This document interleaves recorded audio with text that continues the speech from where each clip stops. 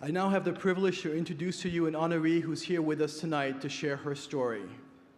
After being diagnosed with breast cancer at age 37, Ann Murray Paige became the subject of a documentary, author of a book, creator of a blog, producer and actress in a one-woman stage production, all about her experience with cancer. Through these many channels, Ann shared her story and inspired people around the world. Please help me welcome her, Ann Babe.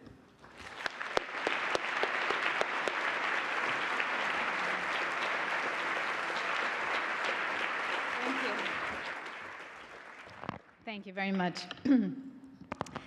My name is Ann Murray Paige, as you just heard, and I am from Shrewsbury, which is just down the pike onto 495, right?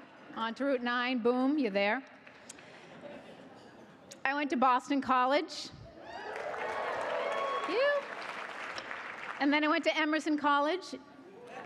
Okay. And though I now live in California, I assure you I am Boston strong.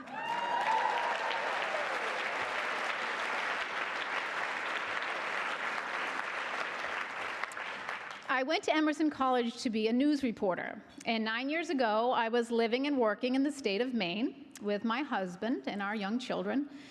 One slam, during a routine self-breast exam, I felt a lump, and we all know how to end that sentence. I don't have the cancer gene, I don't smoke, yada yada, and 2 days after I got this outrageous news, my sister-in-law, another news person, said, you know, you're treating this like such a reporter. You're getting the facts, you're asking follow-up questions of the doctors. This would make an amazing documentary. Now, this was 2004. This is pre-Facebook, YouTube, Twitter, Instagram, all that fast access to other people's stories. There was none of that.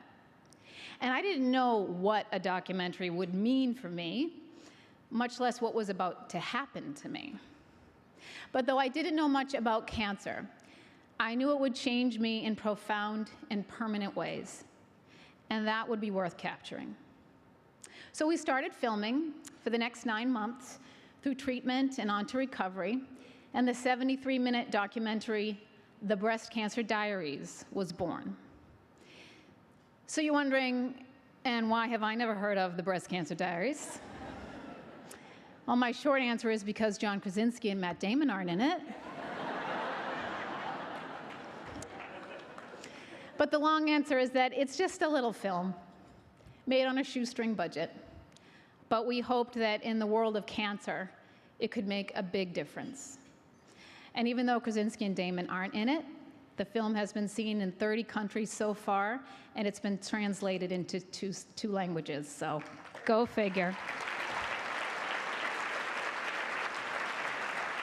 Yes. 4 years later, in 2008, I co-founded my nonprofit, Project Pink. And Project Pink's mission is to bring help and hope to people with breast cancer. And the way we do that is by me showing up. Maybe in high heels and a fabulous dress with a nice do, maybe not. To remind anybody going through this that I'm with them and that we can do this together. I started blogging there too and connecting to others, holding their cyber hand through our similar fates. And then in October of 2010, taking Breast Cancer Awareness Month to a whole new level, I was re-diagnosed with metastatic breast cancer in my lung. I know, son of a boy, this is a hard one. But here's where my head went. Not to my death, not to my failure in beating cancer the first time. It went here, to this book. And I have a copy for every nominee for the 100 this year. If you'd like it, I'm at table 68, come visit me. But I hadn't written this book at that time, but this was the book I'd really needed the first time around with cancer. Something fast and easy to read. So this journalist, you know, I like Cliff Notes, give it to me fast, I need it fast, because I needed to know how to deal with a breast cancer journey. But nobody had written this quick tip book yet, so I did. So with the film and the book and the nonprofit, you might think that's enough for one woman, and you'd be right, except somebody asked me if I'd ever thought of doing a one-woman show. I said, no, but I mean, how hard can it be? It's just acting, right, John Krasinski? Whatever. So I co-wrote In the Pink, which is a look at life's traumas and how we all get through them. And I performed it at the Coverley Theater in Worcester last fall. Now, as my time on the stage winds down, let me close with this. I am not just a patient advocate in the fight against cancer. I am a cancer patient. And not just metastatic breast cancer in my lung. 3 months ago, they told me it's now in my brain and my liver, too. So for this last moment, I would like to take off my advocate hat, and I'd like to put on my patient hat.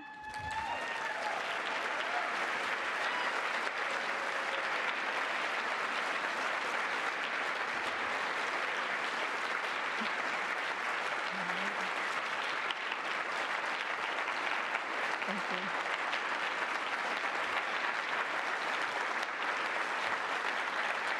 Boston strong, baby.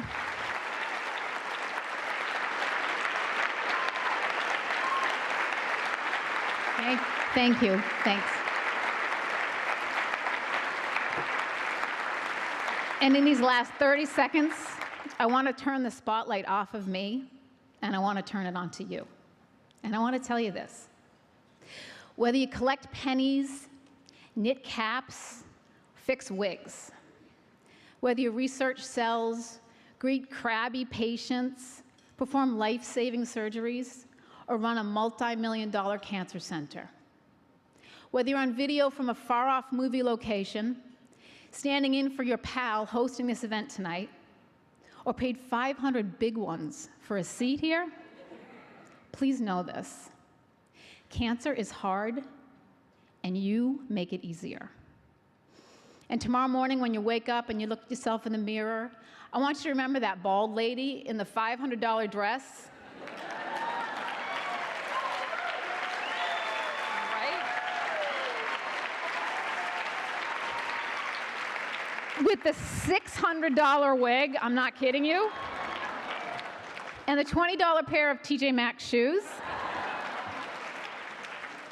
Who you saw at the 100, who stood up in front of a crowd of 900 or so people and said these 6 words that are meant exactly, only, and just for you. What you do every day matters. And I thank you from the bottom of my heart for doing it.